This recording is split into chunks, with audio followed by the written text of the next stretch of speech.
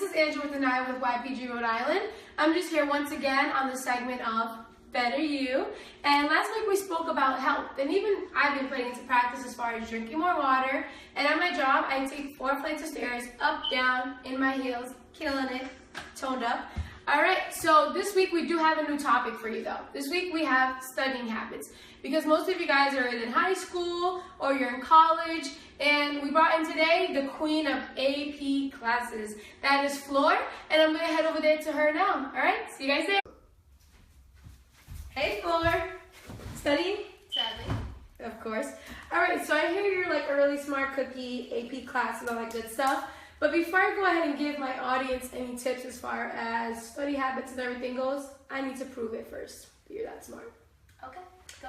How many countries are there? Where's Jackie Chan? Who's the fattest guy? And how much does he weigh? 196, 195 if you don't consider Taiwan a country. I don't know why you would do that. Jackie Chan is currently in Asia running a very successful boy group known as JJCC. And the fattest man has been John Brower at 635 kilograms, which is approximately 1,300 pounds.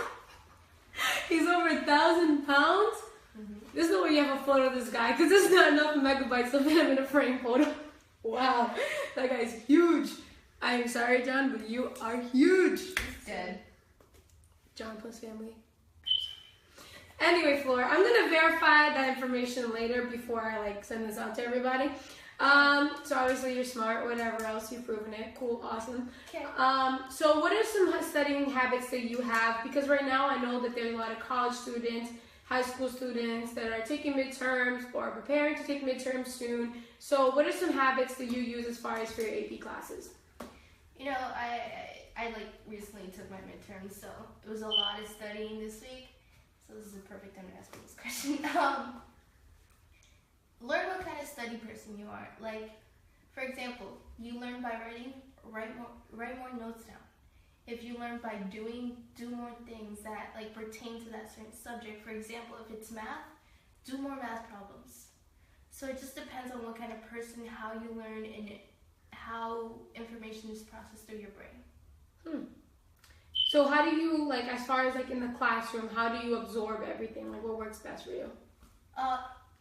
Different from actually studying in the classroom is you try to avoid distractions.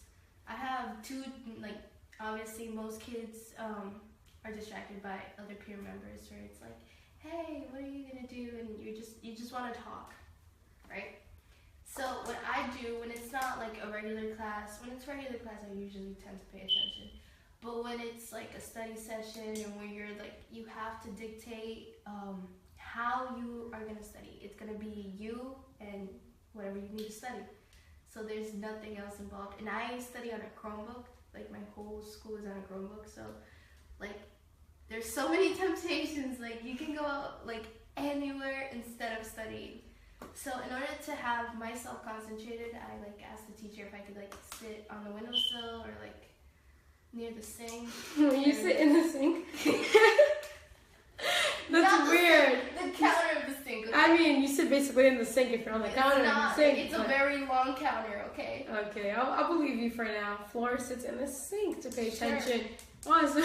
That's actually funny, because even me now as an adult, where I work for a marketing firm. So I actually have this packet that, this is actually my work notebook and everything, that I actually read, take notes, because even if you're in school, in high school, if you're working, or in my case, I'm actually going to college for business soon. So I'm actually going back to school for college, whatever. So I actually don't want to go back to school. Let's start with that factor.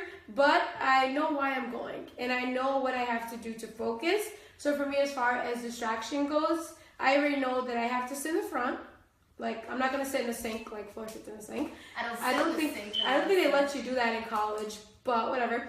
But I will definitely sit in the front row. And as far as notes, it's like you said, everybody learns differently. Everybody, for me, honestly, I just write down, if you see my work notebook, I just write down key points. I don't feel comfortable writing down everything, because I know I'm not going to want to read everything. So for me, I just write down key points of what I have to remember. And I tend to also remember the lecture of what the professor is saying. It kind of replays in my head. So that's how I am able to like take down everything. As far as you, I remember you said that you sit in the sink, but how do you take notes? Because a lot of people, what makes a difference is the notes.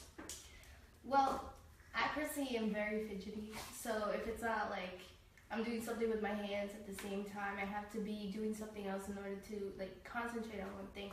So what I tend to do is I have like 2 or 3 pens with me, so whenever I like start to get fidgety, I can like switch pens. So like if you see my take my pen too. If you see my notes, like it looks color coded, like there's no correlation to the colors, but like there's a lot of colors because I tend to switch pens a lot. Because it just helps me with the fidgeting. Like, let's say, for example, I'm doing this, but then I get fidgety, I can just do this and, like, continue writing. So it makes it easier for me. So just find a way in which you can control your distractions. Like, for me, fidgeting is something that I just, like, naturally do. Like, it's not like, oh, stop fidgeting. Like, no, like, that's not something, like, that I can personally do. So I just, like, find a way to control it. So that's very different. Never heard of anyone that switches pens like that, but everybody is different, you know. And for me, going back to school, I'm really excited about it. Obviously, I don't want to go because obviously I already work for marketing firms. That's already a lot as it is.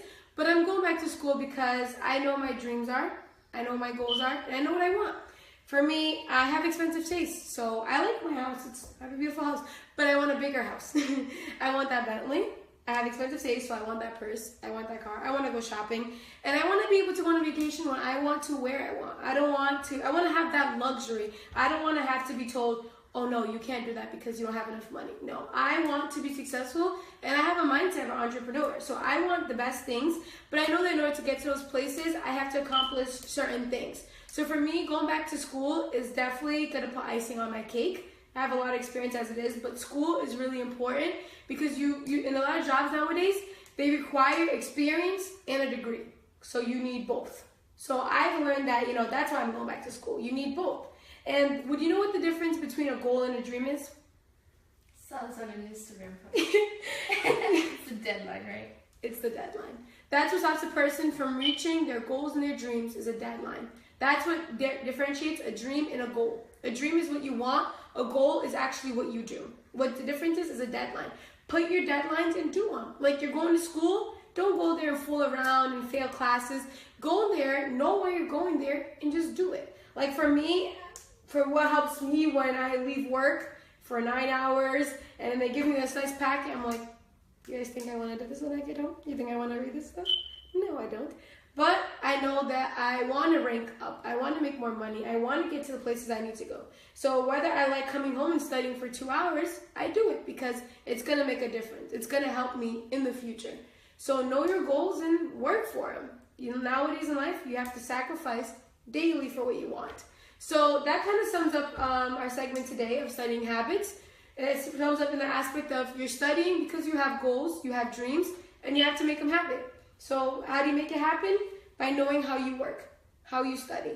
So I hope that this did help you, which I believe that it did because I believe everybody's at that phase in life, trying to accomplish their goals and everything. So this was it for segment today of Better You. Go ahead, like and share this video and comment. If you think I'm really weird, you think floor sitting in a sink is weird, it's okay. Just let us know. Comment, share the video. And I will see you guys next week on the Better You. Have a great week, guys. Sit on sinks.